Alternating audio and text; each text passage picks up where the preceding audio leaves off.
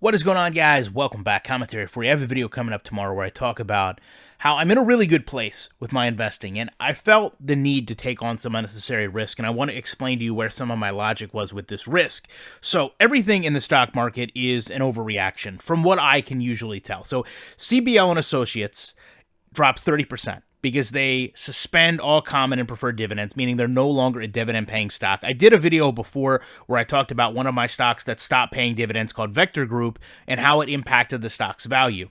Now, interestingly enough, because there's this overburdening fear that in America we're going to lose all our retail spaces to e-commerce, this impacts other players in the industry. Washington Prime, you've got Whitestone, you've got Tanger Factory Outlets there. So all of those shares dip because of what happened to one of its kind of industry partners, if you will.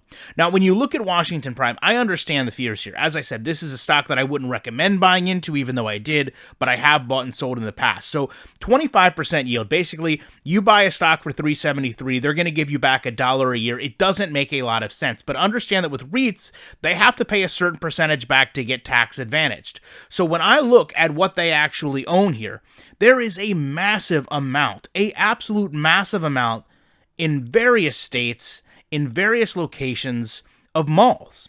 Now, one of the other interesting things is some of these malls actually have Amazon lockers in them, so it's not like they're totally away from that commerce. So I decide that I'm going to risk a little bit more with Washington Prime. I buy more in today, and as you can see, overnight, it recovers 2.68%. It basically corrects itself.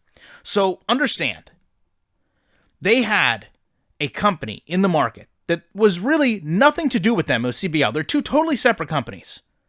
Decide that they're not going to pay their dividend. Then, because of global fears in that industry, a lot of people sell out their positions. Probably lose money and lower the value of the stock. I'm there watching and waiting to buy it at that lower cost, and then literally hours later, I start to see a return on that investment. Excluding the dividend, they may never see it back for the price that it was at before. Love to know your thoughts on this. Appreciate you checking out. Back in the week with more commentary.